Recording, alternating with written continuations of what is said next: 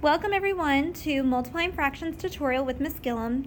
In class we have been working on modeling these fractions, modeling multiplying fractions, but in this video I'm going to focus on the mathematical algorithm of multiplying fractions. So if you have any questions, hopefully I will be able to answer them. If you still have questions, come to tutorials tomorrow morning. Okay, let's start by taking a look at some basic multiplying of fractions. So let's say I had 3/8 times 2/5. So we talked about in class that we multiply the numerator times the numerator and the denominator times the denominator. And we saw this when we created the models, that this is what happened. So 3 times 2 gives me the 6, and 8 times 5 gives me 40. So also, we need to look, can we simplify our answer? What number can go into 6 and 40? 2 can, because they are both even. Divide by 2 on both.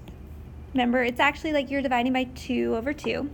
So this will give me 3/20. And since 3 is prime and cannot go into 20, I know this is in simplest form. Okay, I want you to pause the video and try this problem on your own. 5/6 times 1/4. Pause the video and then come back and rewatch it and see if you got the correct answer. Okay, welcome back. Hopefully you've worked this on your own. So once again, numerator times numerator will give us 5. Denominator times denominator will give us 24. 5 is a prime number and cannot go into 24, so 5/24 is our final answer. Now let's take a look at what happens when you multiply a whole number by a fraction. So let's say I have 5 times 3/7. Okay, we talked about how if you have a whole or a mixed number, we need to make them improper fractions. So to make 5 improper, we would just say 5/1, because 5 divided by 1 is 5, so we did not change the value. And then I'm going to rewrite the multiplication.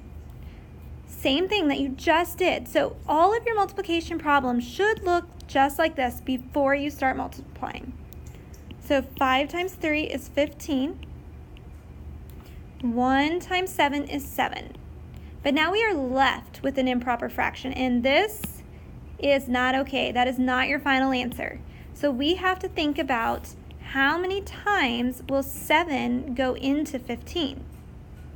Okay, and one way we help to remember is think about an ice cream cone. Okay, the ice cream goes in the fridge. The cone stays outside. 15 will go into 7 twice, which 2 times 7 is 14 with 1 left over. So my correct answer would be 2 whole times and 1/7. You do not leave fractions improper like this. You need to make them back into mixed numbers. Okay, I want you to try this problem on your own. Let's say we had 8 times 3/4. Pause the video and try to do this one on your own.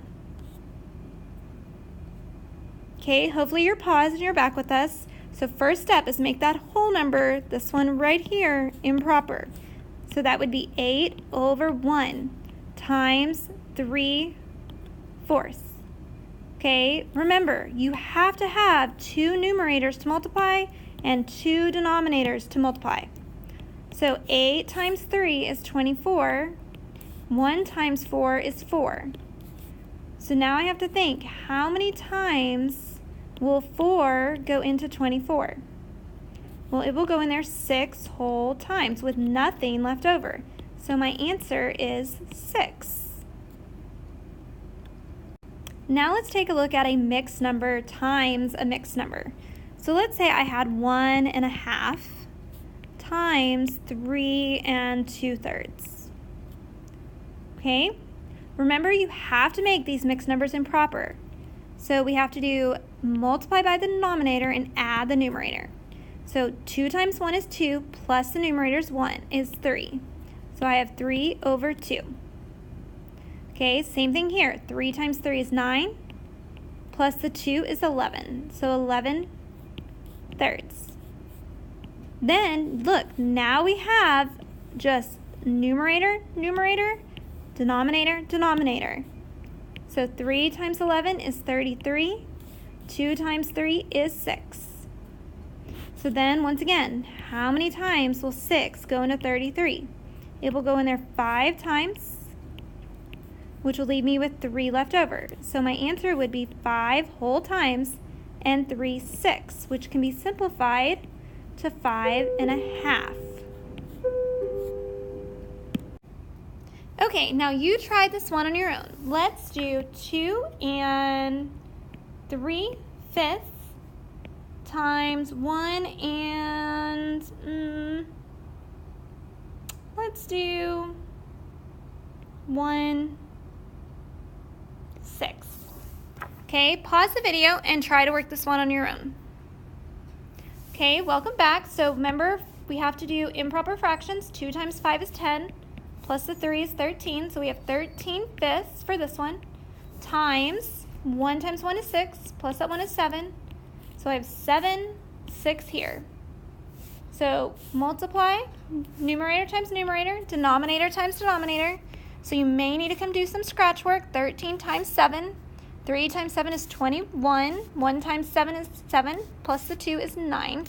So we have 91 on top. 5 times 6 is 30. So now we're trying to figure out how many times will 30 go into 91. Well, we'll go in there 3 whole times, which gives me 90, because we can count 30, 60, 90, which will leave us with 1/30 left over. Great job watching the video. I hope this helped clarify any multiplication misunderstandings. If you still have questions, come to tutorials tomorrow morning before the concept check. Have a great night.